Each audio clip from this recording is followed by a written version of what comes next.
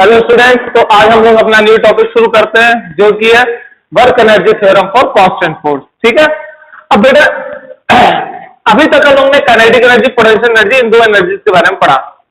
ठीक, तो ये जो दो एनर्जीज है वो कैसे कन्वर्ट होती है वर्क से एनर्जी से वर्क में या वर्क से एनर्जी में, उसकी स्टडी करनी है यहाँ पर।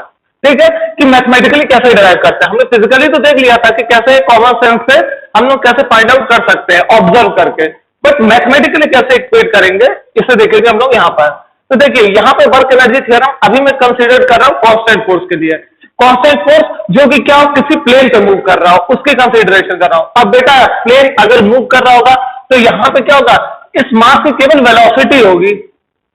जाहिर सी बात है सर, वेलोसिटी ही होगी। ठीक है, वेलोसिटी होगी मगर इसकी हाइट तो चेंज नहीं हो रही। जब हाइट चेंज नहीं हो रही तो इसकी पोटेंशियल एनर्जी क्या होगी, जीरो। तो हम यहाँ पे कौन सा केस कंसीडर करेंगे, केवल काइनेटिक एनर्जी का। तो बेटा एक ब्लॉक है और ये जो सरफेस है स्मूथ है और इस पे फ्रिक्शन नहीं है, फ्रिक्शन लेस सरफेस है। फ्रिक्शन लेस सरफेस होने का मतलब क्या है कि जो फोर्स है, जो फ्रिक्शन लेस फोर्स होती है वो कंजर्वेटिव नेचर की नहीं होती, नॉन कंजर्वेटिव होती है। ठीक है, तो हम क्या कर रहे हैं, सबसे सिंपल केस कंसीडर करके चल रहे हैं कि फ्रिक्शन लेस नहीं है। अगर फ्रिक्शन लेस हो, अगर फ्रिक्शन होगी तो वर्क एनर्जी थ्योरम वैलिड नहीं रहेगा उसमें। ठीक है, तो इसलिए हम क्या करते हैं, फ्रिक्शन लेस कंसीडर करके जाते हैं। अच्छा, कैसे, क्यों नहीं वैलिड रहेगा, ये क्वेश्चन सोचिए, आंसर सोचिए, तब तक मैं इसका प्रूफ कराओ। ठीक है, वीडियो पॉज करके भी आप सोच सकते हैं कि इसका आंसर क्या होगा। कि अगर मैं फ्रिक्शन कंसीडर कर लूं तो ये नॉन डिसिपेटिव फोर्सेज है, तो सॉरी डिसिपेटिव फोर्सेज है, फ्रिक्शन डिसिपेटिव फोर्सेज है, मींस एनर्जी लॉस करेगा। तो जब एनर्जी लॉस ही कर देगा तो टोटल एनर्जी कैसे कंजर्व रहेगी बॉडी की, सिस्टम की, अगर वो सराउंडिंग्स में दे देगा। ठीक, तो इस वजह से क्या होता है, ये हम लोग इसमें जब भी वर्क एनर्जी थ्योरम की बात करते हैं तो उसमें फ्रिक्शन को कंसीडर नहीं करते क्योंकि वो डिसिपेटिव फोर्सेज होती है, एनर्जी लॉस करते हैं सिस्टम से। ठीक है, तो अब बात करते हैं कि एक ब्लॉक है मास m का जिसके इनिशियल रेस्ट पे है। जैसे मैंने इसको फोर्स दिया, ये कुछ वेलोसिटी गेन किया और कुछ टाइम बाद कुछ डिस्प्लेसमेंट लेने के बाद इसकी पोजीशन कुछ यहाँ होगी और इसकी वेलोसिटी क्या हो गई, v हो गई। ठीक है, ओके। फिर अब क्या करना है, अब क्या करना है, इसको ऐसा करते हैं कि रेस्ट पे ना लेके इसकी कुछ इनिशियल वेलोसिटी यू रही होगी कभी किसी जमाने में और इसकी फाइनल वेलोसिटी दी रही होगी, जीरो ना मानो। ठीक है, जीरो मानोगे तो सिंपली एक काइनेटिक एनर्जी निकलेगी। ठीक है, कुछ यू वेलोसिटी थी पहले और फोर्स कांस्टेंट लगाते क्या हो गई, अगर कांस्टेंट फोर्स लगाओगे एक्सेलरेशन चेंज होना चाहिए, एक्सेलरेशन चेंज होने का मतलब क्या हुआ, वेलोसिटी चेंज करनी चाहिए। ठीक है, तो पहले यू थी, अब क्या हो गई, वी हो गई। तो बेटा ये था मेरा बीच का जो डिस्टेंस है वो होगा कि जो डिस्प्लेसमेंट है वो क्या है, ऐसा है। ठीक है सर, मान लिया एस डिस्प्लेसमेंट है। तो हमें रेक्टिलिनियर मोशन में ये फॉर्मूला में मालूम है कि v square is equal to u square plus 2a(h), ये हमें मालूम है। हाँ सर, हमें भी मालूम है, आपने कौन सी नई बात बताई। तो बेटा यहाँ पे सिंपली क्या करते हैं, जुगाड़ करते हैं। ठीक है, हमें मालूम है कि काइनेटिक एनर्जी जो होती है वो क्या होती है, हाफ mv स्क्वायर, या v स्क्वायर यू स्क्वायर तो हमें गिवन है। इसका मतलब क्या हुआ, यहाँ पे कैसे हम इसको काइनेटिक एनर्जी में कन्वर्ट कर दें, तो बेटा क्या करें, multiplying on both side by m/2, ये लिख कर दे, multiplying m/2 on both side, जिससे क्या हो कि जो वेलोसिटी है काइनेटिक एनर्जी में कन्वर्ट हो जाए, इसलिए हमने m/2 से मल्टीप्लाई किया है।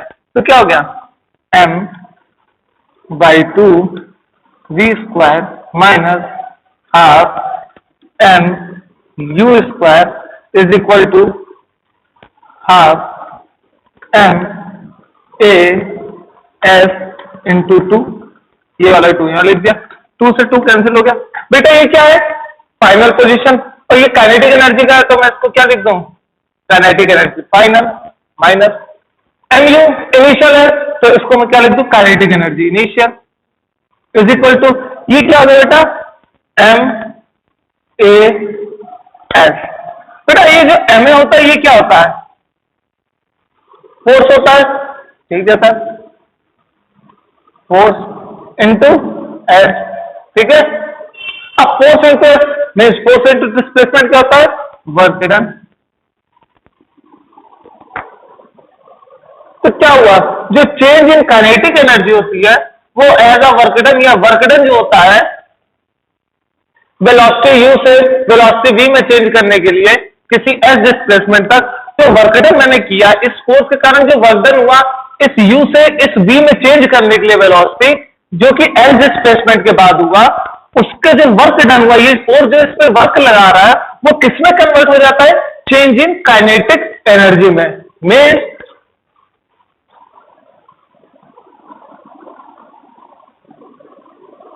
work done by the force on the given system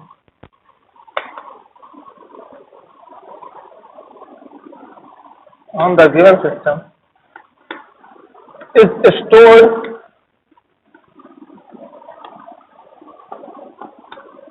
in the form of change in kinetic energy, या ये कह सकते हैं कि चेंज इन काइनेटिक एनर्जी, जो इन दोनों पोजीशन के बीच में जो काइनेटिक एनर्जी चेंज हुई उतना वर्क इस फोर्स ने किया इस u से v वेलोसिटी में लाने के लिए ऑब्जेक्ट को, ठीक है। तो ये था work energy theorem for constant force, ठीक। देख लेते हैं सही है कि नहीं, सही तो लग रहा है। अच्छा बेटा, आप एक चीज ये कह सकते थे कि सर v डॉट v तो u स्क्वायर हो जाएगा, ये u स्क्वायर हो जाएगा, क्या मैं इसको वेक्टर फॉर्म में लिख सकता था? बिल्कुल लिख सकते थे। एक्सेलरेशन और डिस्प्लेसमेंट को वेक्टर फॉर्म में लिख सकते थे। बेटा जो एक्सेलरेशन है जिस डायरेक्शन में उसी डायरेक्शन में बॉडी मूव करे, डिस्प्लेसमेंट भी उसी डायरेक्शन में, तो जब डिस्प्लेसमेंट a और f की डायरेक्शन सेम है तो इन दोनों के बीच का जो एंगल है वो क्या हो जाएगा, 0 डिग्री, जिसकी वैल्यू क्या होगी 1। तो जाहिर सी बात है cos 0 1 हो जाएगा, तो ये क्या हो जाएगा, सिंपली इसको मैं यही तो लिख सकता था ना, u स्क्वायर प्लस 2, a का मैग्नीट्यूड s का मैग्नीट्यूड, इन दोनों के बीच का एंगल क्या है 0, तो cos 0 की वैल्यू 1 लिखने से कोई फायदा नहीं है, तो भी यहाँ ऐसा आ जाता, कोई दिक्कत नहीं थी।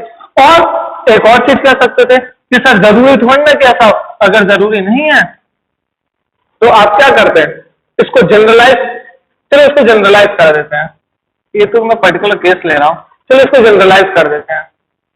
वेक्टर फॉर्म में होता तो कैसे करते हैं, देखिए जनरलाइजेशन में सिंपली क्या है, जनरलाइज कर दे रहे हैं इसको, ये तो मैंने केवल सिंपली क्या किया,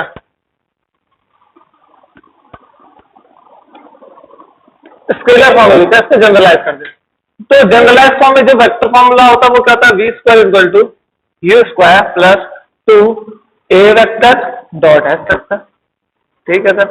फिर से m/2 करेंगे डिवाइड, तो क्या जाएगा m/2 v स्क्वायर, ये u इधर आएगा, इसके साथ भी m/2 u square plus is equal to half m/2 a dot s, 2 से 2 कैंसिल हो गया, ये हो जाएगा काइनेटिक फाइनल, ये हो जाएगा काइनेटिक इनिशियल, और साथ ही साथ क्या होगा m a vector dot s vector.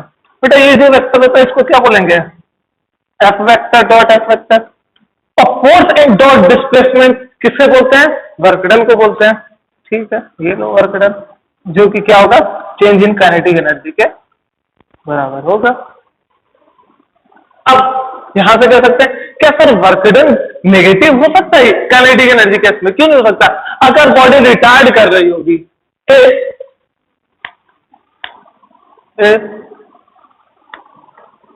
Body is डीएसेलरेट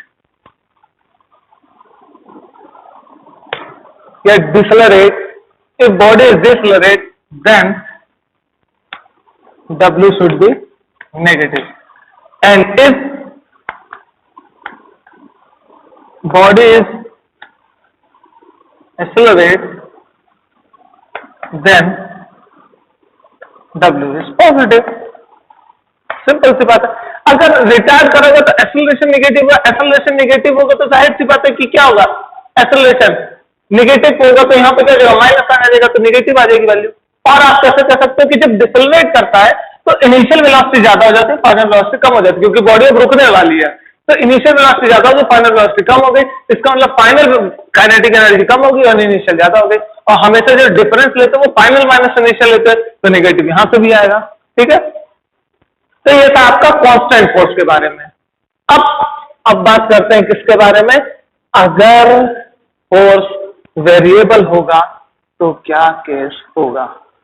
ठीक है, तो देखते हैं कि अब क्या केस होगा जब यहां पे क्या हो, वेरिएबल हो। ठीक है, वेरिएबल फोर्सेस की बात करें। चलो देखते हैं वेरिएबल फोर्सेस में क्या होता है, क्या असर डलता है।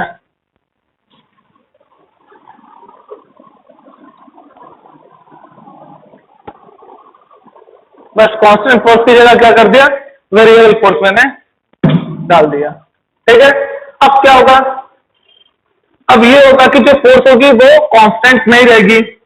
अगर वो कांस्टेंट नहीं रहेगी तो जो डिस्प्लेसमेंट है वो भी क्या होगा, अलग अलग होगा, क्योंकि वेलोसिटी क्या हो रही है, चेंज तो होगी, पर जो डिस्प्लेसमेंट होगा वो क्या होगा, अलग अलग होगा। कभी वेलोसिटी u है, कभी u1 हो जाएगी, कभी u2 हो जाएगी, कभी u3 हो जाएगी, कभी ऊपर, बट कांस्टेंट होती। अगर कांस्टेंट होता तो क्या होता, change in acceleration, change in velocity हमेशा क्या रहती, कांस्टेंट रहती। इन दोनों के बीच का डिफरेंस, इन दोनों के बीच का डिफरेंस, इन दोनों के बीच का डिफरेंस, इन दोनों के बीच का डिफरेंस हमेशा क्या रहता, कांस्टेंट रहता। कब, जब फोर्स कांस्टेंट होता, क्योंकि उस समय एक्सेलरेशन कांस्टेंट होता। ठीक है, बट जब कांस्टेंट नहीं है फोर्स तो हमारा एक्सेलरेशन भी कांस्टेंट नहीं है, और जब एक्सेलरेशन कांस्टेंट नहीं है तो इन दोनों के बीच का जो चेंज इन वेलोसिटी है पर यूनिट टाइम, वो भी क्या है, अलग अलग है। तो इसका मतलब क्या हुआ, यहां पे वो केस को कर नहीं सकते। एनसीईआरटी में भी बहुत अच्छे से एक्सप्लेन किया गया है, और ये जुगाड़ भी लगा सकते हैं, दोनों चीजें हैं। मगर जुगाड़ से अच्छा है कि हम क्या करें, थ्योरेटिकल कॉन्सेप्ट पे जाएं। ठीक है, जो कि वैलिड ऑफ फिजिक्स के पर्पस पॉइंट ऑफ व्यू से। ठीक बेटा, एक बात बताओ, अगर कांस्टेंट फोर्स है तो काइनेटिक एनर्जी टाइम के साथ चेंज कर रही होगी। ठीक है, जाहिर से ज्यादा चेंज करेगी, जैसे फोर्स चेंज करेगा वैसे काइनेटिक एनर्जी चेंज करेगी। तो हम ये कर सकते हैं कि काइनेटिक एनर्जी तो चेंज करेगी ही करेगी, तो हम चेंज इन काइनेटिक एनर्जी ऐसे निकाल सकते हैं, क्योंकि नॉन यूनिफॉर्म है। और अगर नॉन यूनिफॉर्म रहता है तो हमेशा डेरिवेटिव करते हैं, यूनिफॉर्म रहता तो k/t लिखते हैं। ठीक है, बट ये नॉन यूनिफॉर्म है, तो इसका मतलब क्या हुआ, इसको हम क्या कर सकते हैं, हाँ बेटा, काइनेटिक एनर्जी का फॉर्मूला क्या होगा, और साथ में क्या होगा, हाफ mv²। ठीक है सर, कोई दिक्कत की बात नहीं है। dk/dt, dk/dt करेंगे तो क्या होगा, हाफ m, डेरिवेटिव करना है, डिफरेंशिएशन आना चाहिए आपको, डायरेक्ट कर रहा हूं मैं। हाफ m, v का क्या होगा, पावर ऊपर आ जाएगी और v क्या हो जाएगा, कम हो जाएगा, और d/dt। अब बेटा एक चीज बताओ, 2 से 2 कैंसिल, ये क्या हुआ, mv dv/dt। ठीक है, ये क्या होगा हमारा, dk/dt। बेटा ये देखो, ये क्या हो रहा है, ये दोनों एक दूसरे से क्या हो जाएंगे, हट जाएंगे। तो क्या होगा, जो dk होगा वो एक्चुअल में क्या होगा, mv dv हो गया। अब क्या कर सकते हैं यहां पर, अब बताइए क्या करेंगे यहां, ये तो हो गया, आगे क्या करेंगे, क्योंकि इसे हमें वर्कडन में बनाना है बेटा, और वर्कडन बनाने के लिए क्या करोगे, सोचो क्या कर सकते हैं वर्कडन में बनाने के लिए। हम ये लिख सकते हैं कि पहले हमारी काइनेटिक एनर्जी आई थी और बाद में काइनेटिक एनर्जी क्या हो गई, फाइनल हो गई। क्या हो गया, ठीक है। अब यहां पे क्या कर सकते हैं, यहां सोचिए, सोचेंगे तो ये मालूम पड़ेगा कि क्या है, यहां पे m v dv और साथ में क्या होगा, vi vf। पहले इनिशियल होगी वेलोसिटी, फिर फाइनल होगी। अब इसका इंटीग्रेशन करोगे तो क्या आएगा, सॉरी 20 पर कैसा हो गया,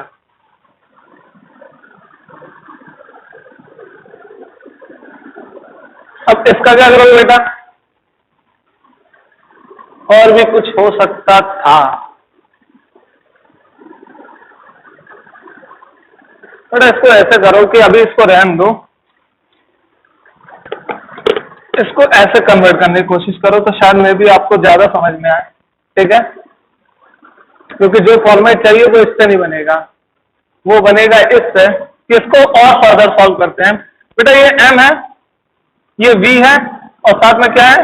dv अपॉन dt। अच्छा, dv अपॉन dt को हम क्या कह सकते हैं? a, तो क्या होगा? m a, और साथ में क्या होगा? v। बेटा ये क्या है? dk upon dt। बेटा ma क्या है? फोर्स है, ठीक? तो dk अपॉन dt, ये तो फोर्स हो गया। और ये वेलोसिटी, इसको मैं क्या लिख सकता हूं? dx अपॉन dt कर सकता हूं, हाँ या ना? अब बेटा dt से dt काटो, ये बन के आएगा जो मुझे चाहिए था, ठीक है? उससे करोगे तो वापस घूम के वही चीज आ जाती, ठीक? तो बेटा यहां क्या होगा? dk इक्वल टू क्या हो जाएगा? f dx, और ये क्या हो गया? बेटा इनिशियल काइनेटिक एनर्जी में ki मान रहा हूं और फाइनल काइनेटिक एनर्जी km मान रहा हूं, ठीक है? और सिमिलरली पहले मैं xi मान रहा हूं और इसको मैं xm मान रहा हूं। अच्छा, आपको ये मालूम होगा कि जब मैंने कांस्टेंट वेरिएबल फोर्स के बारे में बताया था तो ये समथिंग वर्क डन के बराबर आया था, ये समथिंग वर्क डन के बराबर। और यहां से आप करोगे तो क्या आएगा? k, जो कि क्या होगा? ki km, और इसका इंटीग्रेशन बेटा ये जो है वर्क डन, ये मैंने प्रीवियस लेक्चर में आपको बताया कि किसके बराबर है? वर्क डन के बराबर है। तो क्या होगा? W। अब ये क्या होगा? km minus ki is equal to क्या हुआ? W। तो देखो बेटा यहां से जनरल केस प्रूफ हुआ है कि kf माइनस ki क्या होता है? W होता है। बेटा देखो ये मैंने क्यों किया, इसके बारे में जानो। ये देखो ये है xi और ये क्या है? xf। बेटा f ds का मतलब क्या हुआ कि कोई बॉडी है जिसपे एक फोर्स लगा है, जो वेरिएबल फोर्स है, जिसकी वजह से जो डिस्प्लेसमेंट हुआ वो बहुत छोटा सा हुआ। इसको मैंने क्या किया? छोटा सा डिस्प्लेसमेंट, इसको ds माना। तो इसका मतलब इस छोटे से डिस्प्लेसमेंट के लिए वर्क क्या होगा? छोटा सा होगा। वो क्या होगा? फोर्स इनटू डिस्प्लेसमेंट, ठीक?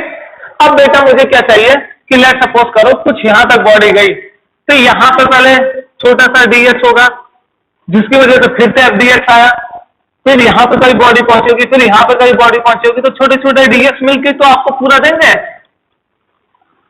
छोटा छोटा dx मिलके तो आपको क्या देंगे? पूरा वर्क देंगे ना। छोटे छोटे dx dw को जोड़ते जाओगे तो क्या होगा? fdx का dx प्लस ऐड होते जाएंगे। तो इंटीग्रेशन मतलब क्या हुआ? इस fdx को मैं क्या लिख सकता हूं? dw लिख सकता हूं। अब अगर यहां से ना समझ में आए तो आप ऐसे समझ सकते हो ग्राफ से कि यहां था, कुछ फोर्स लगाने के बाद ये पहुंचा, ये मेरी जो पोजीशन है ये xi है, और ये जो मेरी पोजीशन है ये क्या है? मेरी xf है। तो अगर मैं छोटे छोटे dx को, इन दोनों के बीच में जो फोर्स होगा वो क्या होगा बेटा? f होगा। और डिस्प्लेसमेंट क्या है कि छोटी सी डिस्प्लेसमेंट dx है, तो dw छोटा वर्क क्या होगा? f dot dx। अब बेटा ऐसे मुझे कितने मिलेंगे? ढेर सारे मिलेंगे, और इन सबको अगर मैं सम करूंगा तो मुझे क्या मिलेगा? dw मिलेगा। तो मैं क्या करता हूं, इसको जब इंटीग्रेट करता हूं तो क्या होगा? xi से लेके xf के बीच में जो एरिया होगा वही तो मेरा वर्क डन होता है। तो क्या होगा? xi xf f dot dx। और इस dw को मैं क्या लिख सकता हूं? होल इंटीग्रेशन, मतलब होल वर्क क्या होगा? xi से xf के बीच में वो यही होगा, xi xf f dot dx, ठीक? तो इसको मैं डायरेक्ट अगर मैं w लिख दूं तो कोई दिक्कत की बात नहीं होनी चाहिए आपको। अगर मैं इसको डायरेक्ट w लिख दूं तो कोई दिक्कत की बात नहीं होनी चाहिए आपको, ठीक है? तो बेटा देखिए वेरिएबल फोर्स के लिए हमारी जो चेंज इन काइनेटिक एनर्जी है वो किसके बराबर हो गई? वर्क डन के बराबर हो गई, ठीक है? ये था हमारा mathematical formulation work energy theorem का। एक था कांस्टेंट फोर्स के लिए और ये था वेरिएबल फोर्स के लिए जब फोर्स वेरी हो, ठीक है? ये कॉन्सेप्ट मैंने पहले भी लेक्चर में बता दिया, मगर एक बार और बता दिया ठीक है, तो ये कॉन्सेप्ट दिमाग में याद रखना। ठीक, अब बेटा बात करते हैं किसकी, अगला टॉपिक क्या है। अगला टॉपिक तो शुरू हो गया, देखते हैं क्या है।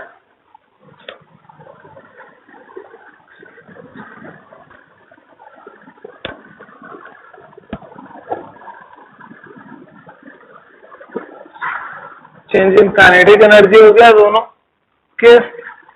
अब कौन सा टॉपिक है अगला, काइनेटिक एनर्जी तो हो गया, इसको हटाओ।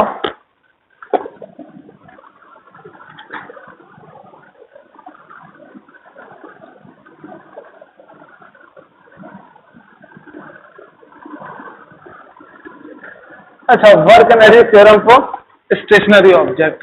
ठीक,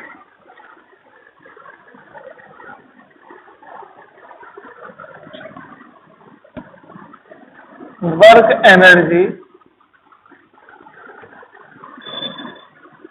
थ्योरम, बेटा मैं हेडिंग देख लेता हूं पहले क्या थी। वर्क एनर्जी थ्योरम किधर गया, work energy theorem for stationary body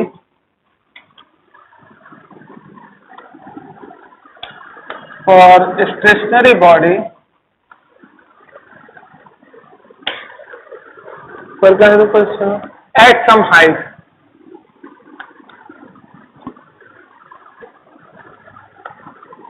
बेटा अगर यहां हाइट की बात हुई तो इसका मतलब क्या हुआ, इसका मतलब क्या हो बेटा, अगर हाइट की बात हुई है तो यहाँ पे पोटेंशियल एनर्जी की बात होगी। हाइट यहाँ पे भी आया तो वहां क्या यूज किया जाएगा, पोटेंशियल एनर्जी। ठीक, अब पोटेंशियल एनर्जी की बात की जाए, ठीक है, मैंने पहले बोला था कि हमेशा रेफरेंस पे डिपेंड करता है।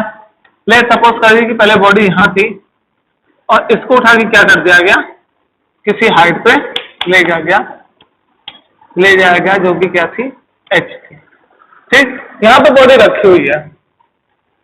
अब एक बात बताइए, मैंने इसके कारण आपको वर्क डन निकाला था, क्योंकि देखिए वर्क जो ग्रेविटेशनल बॉडी करेगी, ग्रेविटेशनल फोर्स करेगी, वो क्या करेगी, हमें मालूम है कि जो वर्क होगा वो क्या होगा, माइनस, ये तो फोर्स निकलेगा ना। देखिए फोर्स पहले निकाल लेते हैं। W इक्वल टू क्या होता है, F dot D x. X की जगह यहां पे जो वेरी कर रहा होगा वो H वेरी कर रहा होगा, तो यहां पे क्या करेंगे, डिस्प्लेसमेंट H लिख देते हैं। ठीक, अब जो वर्क डन है वो क्या है, यहाँ पे जो फोर्स है वो क्या बेटा, हमने फोर्स के बारे में बात की थी, जो फोर्स होगी वो क्या होगी, minus dVH upon DH into DH। ये होगी कि नहीं होगी, बिल्कुल सर होगी। अगर ये होगी तो DS से DH क्या होगा, कैंसिल हो गया, तो वर्क डन क्या होगा, माइनस dVH। और इनिशियली जो पोटेंशियल थी वैसे तो जीरो रहती है, मगर लेट सपोज करिए हमारी ऑब्जर्वेशन कुछ यहां से हुई, तब तो जीरो नहीं देगी पोटेंशियल। तो मैं जनरल केस लेके चला कि इनिशियल हम VI मान रहे हैं इसको और फाइनल इसको मान रहे हैं VF। ये VI हो गया और ये VF हो गया। ठीक, तो अब देखिए यहां से क्या होगा, जब इंटीग्रेशन dx का करते हैं तो सिंपल x उतरता है, यहां करेंगे तो क्या होगा, VH उतरेगा। ठीक है, और जो कि क्या होगा, VF अपॉन VI। पहले अपर लिमिट रखोगे तो VF आएगी, लोअर लिमिट रखोगे VI, और साथ में एक निगेटिव साइन भी है, तो निगेटिव साइन है तो क्या हो जाएगा, निगेटिव साइन करेंगे तो VI अपॉन VF। ये क्या हो गया, W। तो यहां से हमें क्या मिला कि change in potential also give work done. ठीक, पोटेंशियल एनर्जी में भी अगर चेंज होगा तो भी वर्क डन दिया जाएगा, अगर चेंज इन काइनेटिक एनर्जी होगा तो भी वर्क डन दिया जाएगा। ठीक है, ये दो अलग अलग केसेस थे। ठीक, अब इसके बाद आगे बात करते हैं किसकी, मैकेनिकल की। ठीक है, किसकी बात की जाएगी, मैकेनिकल की। अब बेटा ये किसी के दिमाग में ऐसे सर ये F को माइनस dV अपन, जो मैं बात कर रहा हूं ये ग्रेविटेशनल फोर्स के अलाउंग है। अब बॉडी को मैं इसे उठा रहा हूं, बॉडी यहां पे आ गई, बॉडी का डिस्प्लेसमेंट किस डायरेक्शन में, इस डायरेक्शन, मगर इस पर ग्रेविटेशनल फोर्स किस डायरेक्शन में, इस डायरेक्शन में, तो क्या होगा 180 डिग्री बनाएगा। अगर 180 डिग्री बनाएगा तो W इक्वल टू क्या हो जाता है, F डॉट, छोटी हाइट बोल रहे हैं तो DH बोल देंगे, ये भी वेक्टर है, ये भी वेक्टर डिस्प्लेसमेंट हो रहा है। अब ये 180 डिग्री बना रहा है तो क्या होगा, इस वर्क को मैं क्या कह रहा हूं, पोटेंशियल एनर्जी V से डिनोट कर रहा हूं, ठीक है। तो क्या होगा,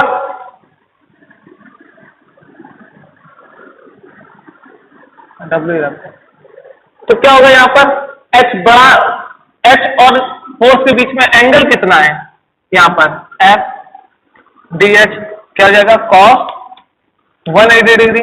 अब cos 180 डिग्री हो गया तो ये क्या हो गया, F डॉट DH, ठीक। हाँ सॉरी, अरे W यहाँ बार बार क्या दिमाग हो रहा है मेरा। पोटेंशियल एनर्जी को भी इस फॉर्म में लिख सकते हैं क्योंकि एनर्जी और वर्क क्या होता है, कन्वर्टेबल होते हैं, ठीक है। तो जो पोटेंशियल एनर्जी उसको मैं किस तरीके से लिख सकता हूं, ऐसे तो पोटेंशियल एनर्जी को हम क्या लिख सकते थे, mgh, पहला फॉर्मूला यही है, ये हमारा फोर्स हो गया, ये हमारा डिस्प्लेसमेंट हो गया।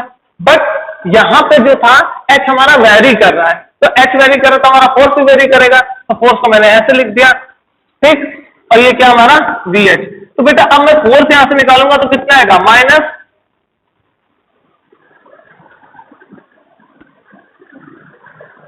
क्या हो रहा है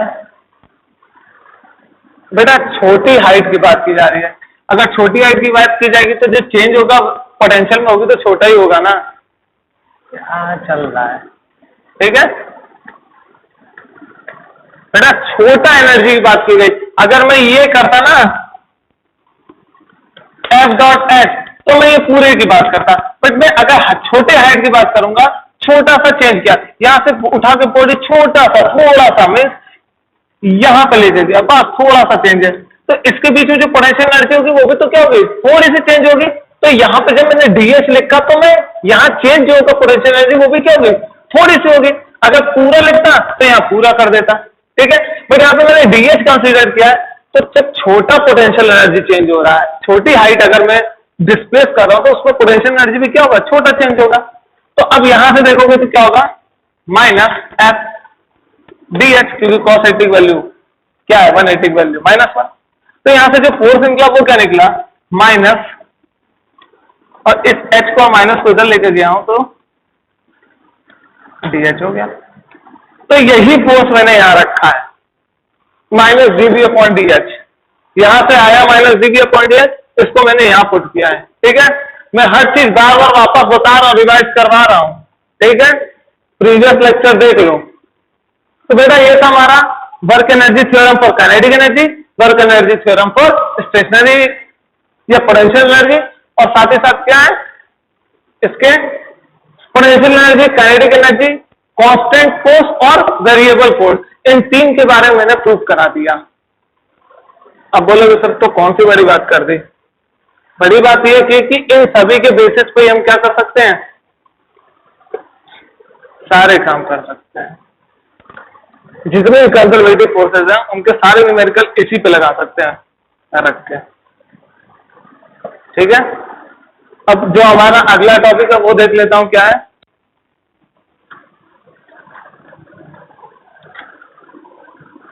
हाँ, law of conservation of mechanical energy. Law of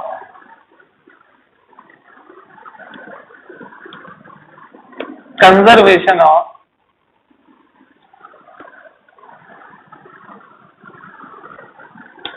mechanical energy.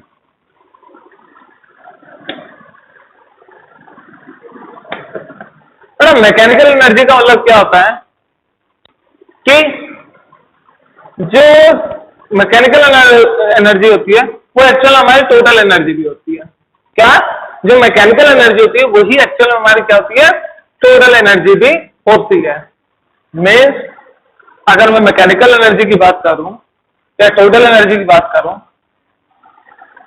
तो मैकेनिकल एनर्जी कौन सी होती है, मैकेनिकल एनर्जी जिसपे हम क्या करें, फोर्स लगाएं और वो मोशन करने लग जाए, वही मैक्रोस्कोपिक लेवल पे। तो कौन सी है, एक तो काइनेटिक एनर्जी वजह से बॉडी मूव करती है, एक क्या है, पोटेंशियल एनर्जी वजह से मूव करती है। तो ये जो मैकेनिकल एनर्जी होती है वो क्या होता है एक्चुअल में? Kinetic energy plus potential energy. क्या कहते हैं इसी को सर हम टोटल एनर्जी बोल सकते हैं सिस्टम का? बिल्कुल बोलिए, total energy of system. But macroscopically बोल रहा हूं total energy of the system. अगर माइक्रोस्कोपिक पे जाएंगे तो इंटरनल एनर्जी भी आएगी, इंटरेक्शन भी आएगा एटम्स और मॉलिक्यूल्स का, ठीक है? तो उतने डिटेल में नहीं जाना हमें चाहिए केवल सिर्फ क्या मैकेनिक्स की बात की जा रही है। जो मैकेनिक्स होती है वो एक्चुअल में मैक्रोस्कोपिक लेवल वर्ड में हम बात करते हैं। तो मैक्रोस्कोपिक लेवल वर्ड में क्या, जिसे हम देख सकते हैं, ठीक है, जिनका मास हैवी होता है, मीन्स हैवी का मतलब बहुत ज्यादा हैवी भी नहीं, 10 ग्राम 100 ग्राम तक कंसीडर कर सकते हैं, 0.1 तक भी कर सकते हैं, मगर उससे ज्यादा कम नहीं, ठीक है? जैसे जैसे मास कम होता जाएगा बेटा तो फिर थोड़ा वेव नेचर डोमिनेट करने लगता है, ठीक है? आप डीप लॉ भी पढ़े होगे एटॉमिक में, एटॉमिक स्ट्रक्चर में, केमिस्ट्री में, तो वहां मालूम पड़ा होगा आपको, ठीक है? तो डीप लॉ की वजह से क्या होगा, जैसे जैसे पार्टिकल छोटा होता जाएगा तो माइक्रोस्कोपिक लेवल जैसे जाता जाएगा वैसे वैसे उसका वेव नेचर डोमिनेट करने लगता है, ठीक है? और जैसे जैसे मास हैवी होता जाएगा वैसे वैसे उसका पार्टिकल नेचर डोमिनेट करने लगता है। तो जो मैकेनिक्स है वो पार्टिकल नेचर की बात करता है, ठीक है, वेव नेचर की नहीं। तो बेटा जो अब हम मैकेनिकल एनर्जी पढ़ रहे हैं तो सिंपली क्या काइनेटिक एनर्जी और पोटेंशियल एनर्जी के बारे में बात कर रहे हैं। क्यों? क्योंकि हम मैक्रोस्कोपिक लेवल की बात कर रहे हैं। मीन्स एक ऐसा एग्जांपल समझो कि ये आपकी बोतल है, ठीक है, इसको मैं फेंक रहा हूं, वापस आ रही है, तो इसमें जो ये पूरा होल सिस्टम कैसे वर्क कर रहा है हम इसकी बात कर रहे हैं। अब इस प्लास्टिक के अंदर जो मॉलिक्यूल है इसकी एनर्जी की बात हम नहीं कर रहे हैं, जो हमने दिया और जो अर्थ ने लगाया केवल उसकी बात की जाए। अर्थ ने लगाया पोटेंशियल एनर्जी, हमने दिया काइनेटिक एनर्जी, ठीक है? तो इन दोनों की बात की जा रही है। तो आई होप क्लियर हो गया होगा आपको कॉन्सेप्ट कि जो मैकेनिकल एनर्जी वो kinetic energy plus potential energy जो कि क्या है total energy of the system है। बट ये टोटल एनर्जी का मतलब आप ये मत समझ लेना सिर्फ काइनेटिक पोटेंशियल होगी, और भी चीजें होंगी, इसलिए मैं मैकेनिकल पहले लिख रहा हूं। Mechanical energy kinetic plus potential energy, और इसको हमारे लिए अभी के लिए मैकेनिक्स के लिए हम टोटल एनर्जी बोलते हैं। और अगर ना भी लिखना चाहो तो ना लिखो, मैकेनिकल एनर्जी सफिशिएंट, ठीक? अब ये लॉ ऑफ कंजर्वेशन बोलता क्या है? Energy can neither be created nor be destroyed, but कब? ऐसा कब? जब सिस्टम जो हमारा सिस्टम हो वो कहां रखा हो, कैसा हो? आइसोलेटेड हो, मीन्स किसी से इसको कोई मतलब नहीं होना चाहिए, सराउंडिंग से किसी से कोई मतलब नहीं होना चाहिए, ये एक अकेला रहना चाहिए, इस पर और कोई फोर्सेस एक्ट नहीं करनी चाहिए। जो फोर्सेस एक्ट कर रही है उसके अलावा और दूसरी कोई फोर्सेस एक्ट नहीं करनी चाहिए, ठीक? तो अब क्या, ठीक है sir, energy can neither be created nor be destroyed, it can converted from one form to another form. Means ये भी एनर्जी है, ये भी एनर्जी, दो अलग अलग एनर्जी है, तो कभी काइनेटिक से पोटेंशियल में चेंज हो जाएगी, कभी पोटेंशियल से काइनेटिक में हो जाएगी, ठीक है सर? ये तो आप बोल रहे हो, हम मानेंगे कैसे, बताएंगे कैसे मानते हैं। बट उससे पहले जो एक्चुअल है, जो एक्चुअल लॉ ऑफ कंजर्वेशन है वो क्या है? Total mechanical energy, total mechanical energy is always remains conserved / constant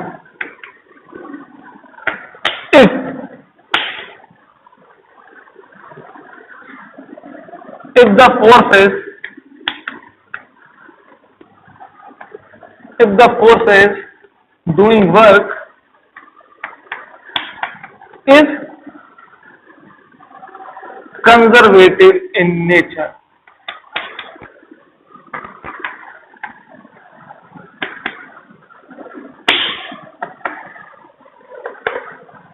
ये है असली कहानी, ये है असली मजा कंजर्वेशन का।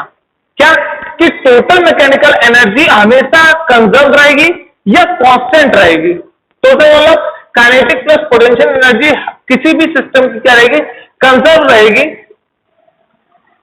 और आइसोलेटेड सिस्टम। ये जरूर लिख देना, ये नहीं लिखे तो मामला गड़बड़ा जाएगा।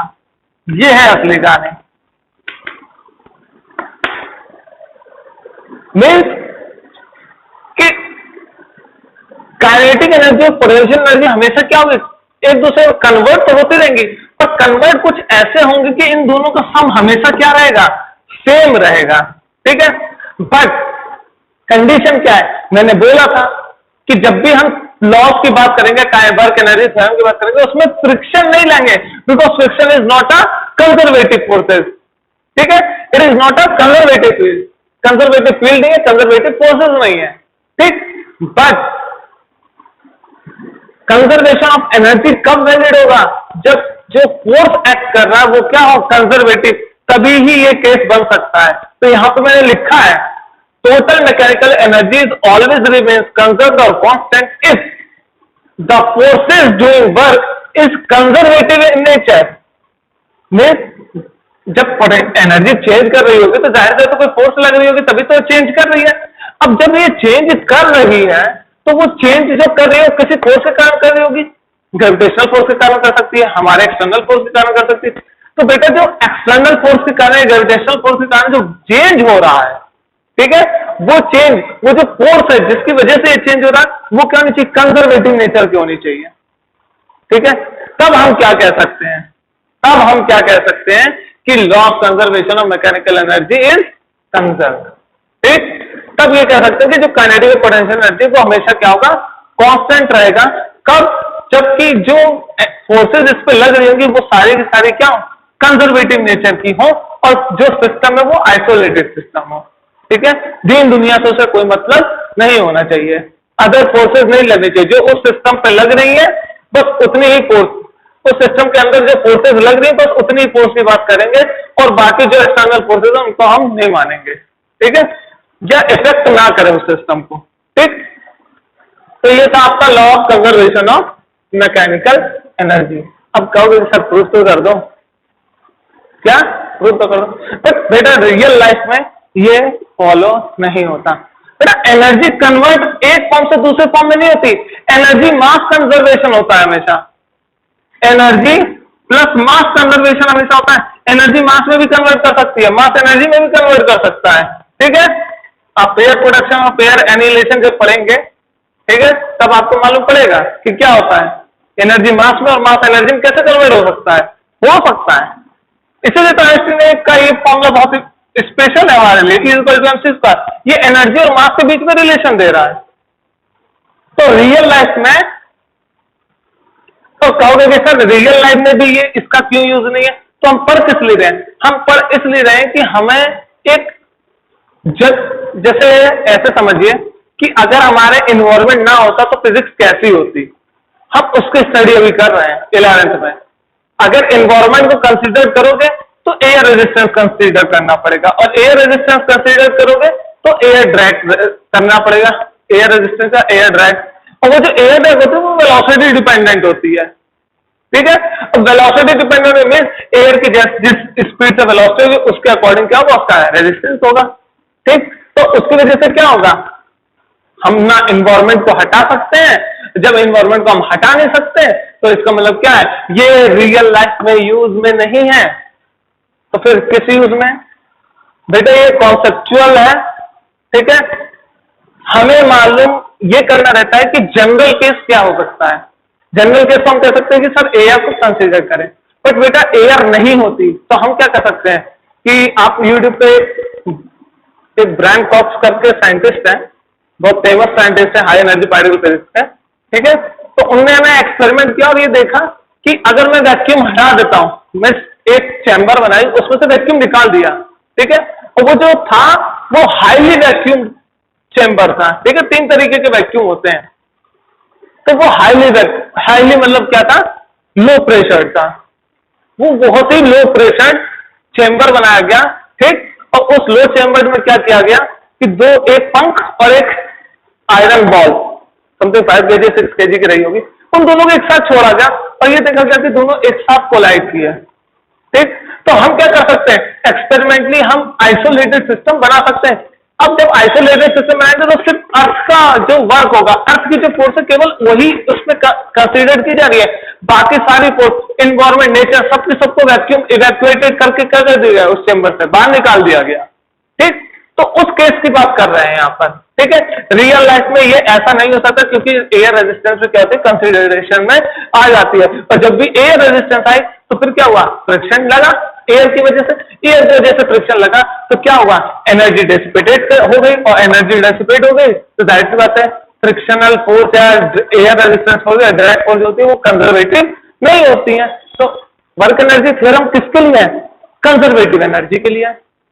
ठीक, तो ये था आपका कि फिर बाद में बोलोगे सर रियल लाइफ में क्या यूज है, जो न्यूमेरिकल लगाया जाए तो केवल उसी के लिए है। ठीक है, और कुछ साइंटिस्टों ने इसको एक्सपेरिमेंटली प्रूव भी किया। ठीक है, जो मैं ब्रायन कॉक्स की बात बता रहा हूं उन्होंने दिखाया भी है ये सब चीजें। ठीक है, तो आप उसको कंसिडर कर सकते हैं। तो वही ब्रायन कॉक्स का एक एक्सपेरिमेंट हम भी कंसिडर करके चलेंगे। क्या, एयर को भूल जाओ, सोचो चैम्बर है, ठीक है, चैम्बर है तो मस्त बैठकर चैम्बर में, बट ऑक्सीजन ही नहीं है, कोई पार्टिकल नहीं है, सब निकाल दिया गया, बाहर निकाल दिया गया। तो बेटा यहाँ पे उन दोनों को टांगा गया, तो मैं किसी एक बॉडी बात कर रहा हूं, तो बेटा यहाँ पे कोई बॉडी रखी गई है जो कि टंगी हुई है अभी, तो उसके इनिशियल वेलोसिटी क्या है, 0। और फाइनली क्या है, अर्थ की ग्रेविटेशनल फोर्स के कारण क्या हुई, वो यहां आ गई। ठीक, अब एक बीच का पॉइंट और कंसिडर कर ले जिससे आपको जनरल थॉट मिल जाए। तो मैं ए बी सी बात कर रहा हूं, ये हाइट मैं h बोल दे रहा हूं, और ये डिस्टेंस x है, तो ये हाइट कितनी हो जाएगी, h माइनस एक्स, ये h माइनस एक्स है, ये x हाइट है। ठीक, अब एक और चीज कि जो ऑब्जर्वेशन हो रहा है वो ग्राउंड से हो रहा है, ये ग्राउंड है हमारे लिए, ये ओरिजिन है। ठीक है, नहीं तो पोटेंशियल एनर्जी चेंज कर देगी अगर मैंने ऑब्जर्वेशन कहीं और से ले लिया तो। ठीक है, अब बात करते हैं एक एक पॉइंट की। एट पॉइंट ए, अगर मैं एक पॉइंट की बात करूं तो यहां पे देखिए इनिशियल वेलोसिटी क्या है, 0। अब बेटा इनिशियल वेलोसिटी 0 है, सॉरी u 0 है, तो इसकी काइनेटिक एनर्जी क्या होगी, हाफ m, वेलोसिटी 0 है तो ए पॉइंट पे काइनेटिक एनर्जी क्या हो गई, 0 हो गई। ठीक है सर, मान लिया।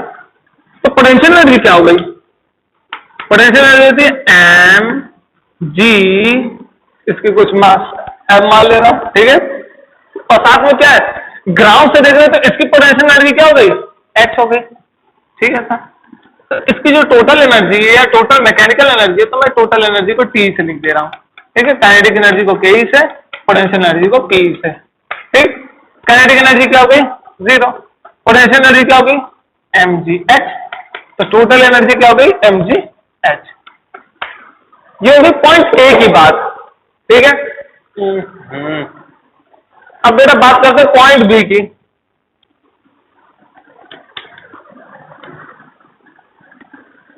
ठीक है था, बात करते रहिए आप, हम भी करते हैं। बेटा इस पॉइंट बी को क्या करें, लेट सपोज करें वेलोसिटी वी है। अब पहले तो वी वेलोसिटी मालूम करें, क्योंकि काइनेटिक एनर्जी मुझे यहाँ की मालूम करनी, तो यहाँ की वेलोसिटी मुझे फाइंड करनी है।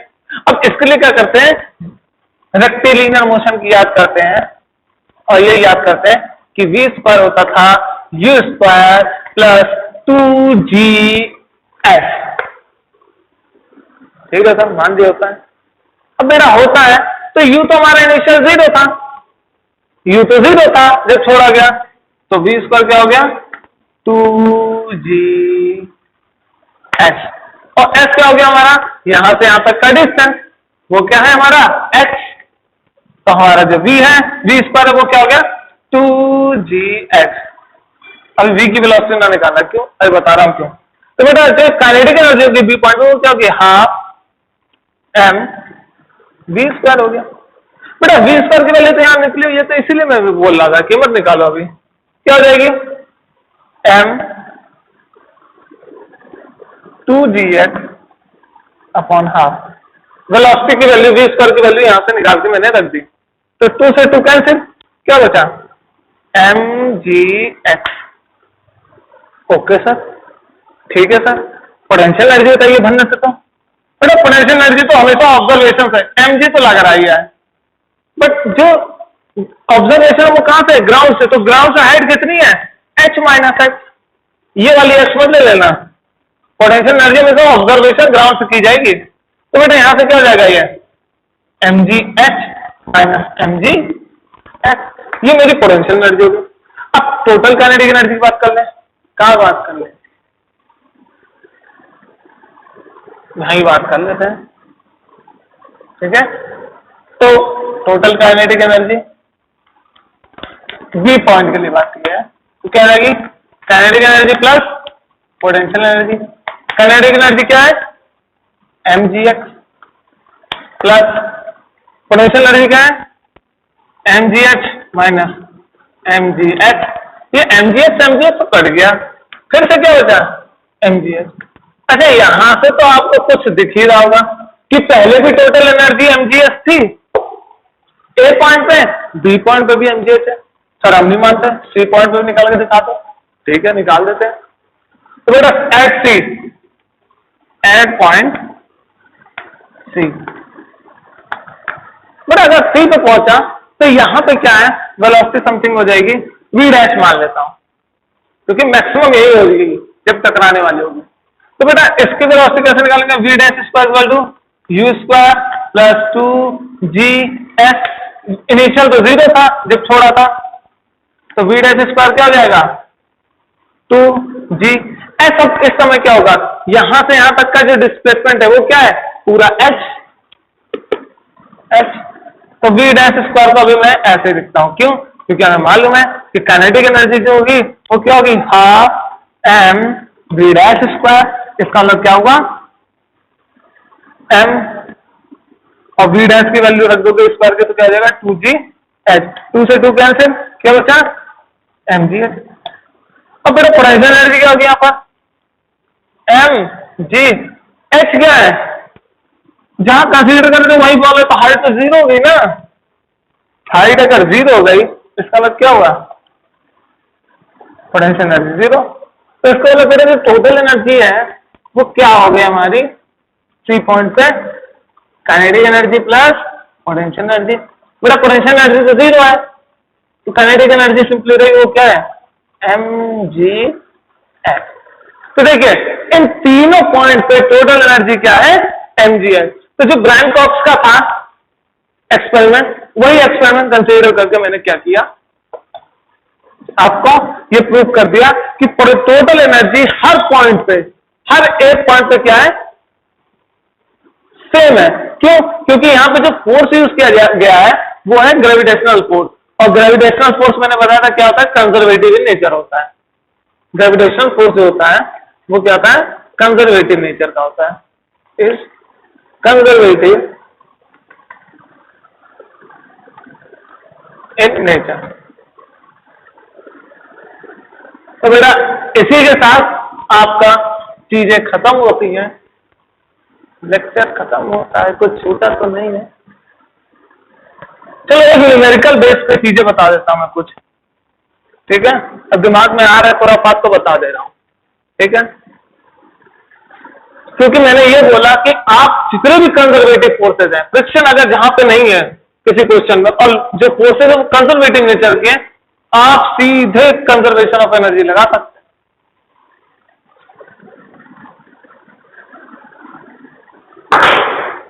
चौक लेते हैं पहले तो अच्छा सा, जिससे कि हम क्या कर सके, आगे के काम कर सके।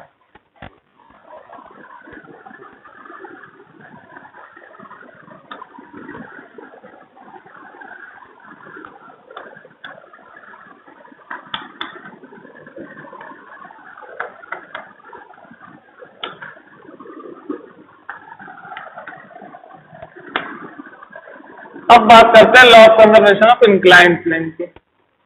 इंक्लाइंड, देख लेते हैं यहाँ पे वैल्यू हो रहा है बेटा। तो देखिए यहाँ पे ऐसा समथिंग है कि कोई इंक्लाइंड प्लेन को बॉडी रखी गई है जिसका एंगल क्या है, थीटा। यहाँ पे पहले एक बॉडी जो स्लाइड करते हुए क्या हुआ, जिससे डिस्टर्ब है वो क्या हुआ, जैसे मैंने इस पर रखा तो स्लाइड करता हुआ यहाँ नीचे आएगा, सपोज करेंगे नीचे आ गया, m मास का है, इसकी हाइट h, ठीक। और ये जो प्लेन है इसकी लेंथ में मान लेता हूं ऐसे, ये एम मास। ठीक, पहले मैं इसमें कंजर्वेशन ऑफ एनर्जी लगाता हूं और जो रिजल्ट आया उसको मैं लॉज ऑफ मोशन से प्रूव करना चाहूंगा कि क्या लॉज ऑफ मोशन से जो रिजल्ट आ रहा था और कंजर्वेशन से जो रिजल्ट आ रहा सेम है। अगर सेम है तो इसका मतलब क्या हुआ कि मैं लॉज ऑफ मोशन में जितनी कॉम्प्लिकेशन थी कि हम रिजॉल्व नहीं कर पा रहे थे, जी को भी रिजॉल्व करना है, फोर्स को रिजॉल्व करना है, नॉर्मल लगाना है, वो सब बिना लगाए भी हम क्या कर सकते हैं, सारी चीजें फाइंड आउट कर सकते हैं। अब वो कैसे करेंगे वो देख लीजिए। पहले पहले प्रूफ तो कर लें, तभी तो हम बोलेंगे, कंक्लूजन तभी तो निकलेगा, बिना प्रूफ के निकल आएगा। तो बेटा एक बात बताऊं, यहां पे बॉडी रेस्ट पे है, ठीक है, स्लाइड करने से पहले तो रेस्ट पे है, तो बेटा रेस्ट पे तो इसको मैं ए पॉइंट दे रहा हूं, इसको मैं बी पॉइंट दे रहा हूं। तो बेटा अगर वो रेस्ट पे है तो वहां इसकी काइनेटिक एनर्जी और पोटेंशियल एनर्जी क्या होगी, यहां इसकी काइनेटिक एनर्जी क्या होगी, रेस्ट पे तो 0, और इसकी पोटेंशियल एनर्जी क्या होगी, पोटेंशियल एनर्जी क्या होगी, M G H, M G जो नीचे लग रहा है और एच इसकी हाइट। यहां पे क्या है कि जो पोटेंशियल एनर्जी वो क्या हो गई, क्योंकि ऑब्जर्वेशन इस ग्राउंड के बेसिस पर कर रहे हैं, ठीक है, इस ग्राउंड का हमें ओरिजिन मान, यहां पे पोटेंशियल एनर्जी क्या है 0, बट यहां पे काइनेटिक एनर्जी क्या है, हाफ एम, या कुछ समथिंग वी मान लेते हैं, वेलोसिटी से यहां पे क्या है वी स्क्वायर। ठीक, हमें मालूम है क्या कि जो sum of kinetic energy plus potential energy जो यहां पे रहेगा वही हर जगह रहेगा। बट गौर करने वाली बात है, ये जो प्लेन है ये क्या होना चाहिए, फ्रिक्शन लेस होना चाहिए, plane is smooth in nature, frictionless होना चाहिए, स्मूथ होना चाहिए, नहीं तो हम कंजर्वेशन नहीं लगा पाएंगे। इसलिए मैंने बोला जहां पे फ्रिक्शन है कंजर्वेशन मत लगाना, ठीक है, और बाकी जहां पे भी कंजर्वेटिव फोर्सेज है वहां पे आप लगा सकते हैं। इसलिए अब बेटा इस बेसिस पर अगर मैं देखूं तो हमें मालूम है kinetic energy at A plus potential energy at A is equal to kinetic energy at B, इसको मैं बी हाँ बी बोला, plus potential energy is B. ये लिख सकता हूं कंजर्वेशन लॉ से।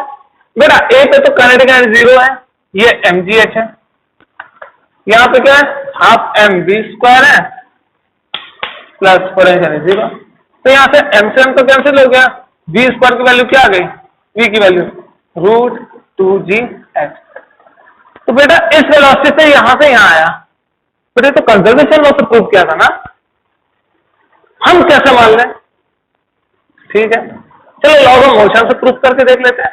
अगर लॉज ऑफ मोशन से भी प्रूफ हो गया तो फिर मानना पड़ेगा, ठीक है, अगर यही वेलोसिटी निकल के आ गई तो मानना पड़ेगा।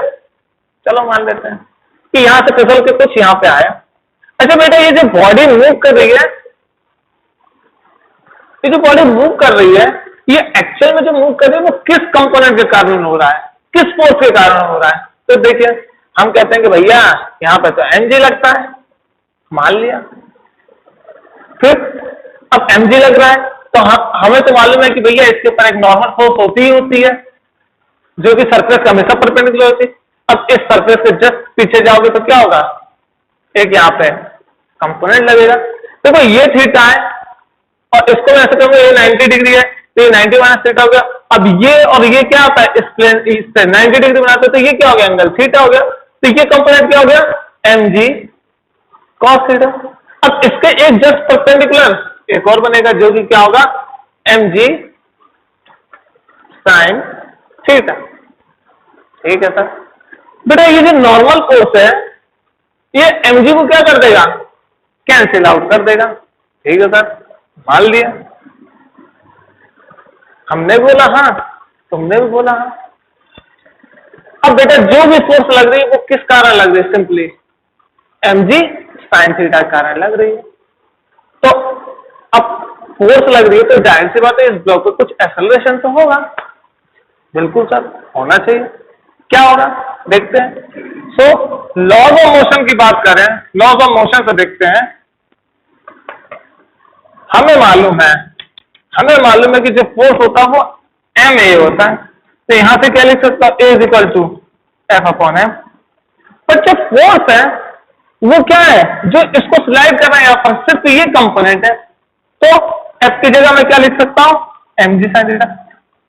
तो बेटा जो फोर्स है वो एक्चुअल में तो mg एक्ट कर रहा है, बट ये जो प्लेन पे स्लाइड कराने के लिए जो फोर्स कारण है, इस प्लेन पे स्लाइड कराने के लिए वो क्या है, ये वाला कंपोनेंट mg का परपेंडिकुलर कंपोनेंट क्या है, रिस्पॉन्सिबल है इस मोशन के लिए, इस प्लेन के मोशन के लिए। ठीक, और साथ में क्या लगाऊं, एम से एम कर दिया, तो ए क्या है हमारा, जी साइन थीटा। ठीक है सर, क्या उखाड़ लिया आपने इससे, जी निकाल के, फालतू का काम बढ़ा रहे हैं। ठीक है, ए तो निकल गया, हमें मालूम है u 0 है, इनिशियल वेलोसिटी 0 है, और यहां पे मैंने v माना हुआ है। हमें ये प्रूव करना है कि ये v क्या है, काइनेटिक एनर्जी से पूरा आसानी से निकला है। अब यहां से भी देख लेते हैं, अगर आ गया तो ठीक है। बेटा देखो, हमें तो फॉर्मूला जो यूज करना वो ये यूज करना है, v square equal to u square plus 2gs sorry 2as। बेटा a तो मैंने निकाल लिया, h कैसे निकाले, बेटा ये थीटा गिवन है, ये h गिवन है, ये डिस्टेंस s गिवन है, तो हम क्या लगा सकते हैं, साइन थीटा क्या होता है, h upon s, perpendicular upon hypotenuse. तो बेटा यहां से s क्या निकलेगा, h अपॉन साइन थीटा निकलेगा, निकलेगा हाँ या ना, बिल्कुल सर निकलेगा। अब बेटा निकलेगा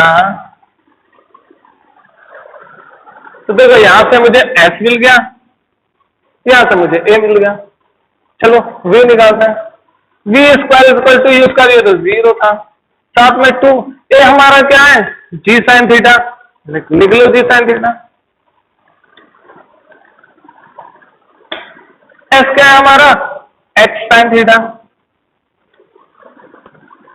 क्या साइन थीटा कैंसिल हो गया, g स्क्वायर इक्वल टू क्या आया 2gh, v की वैल्यू क्या आ गई, √2gh। क्या कह रहे हो सर, वेलोसिटी दोनों में से मार दिया। इसका मतलब क्या कि अगर बॉडी फ्रिक्शन लेस है, वहां पे फ्रिक्शन एक्ट नहीं कर रहा है, तो लॉ ऑफ कंजर्वेशन से हम सब चीज निकाल सकते हैं।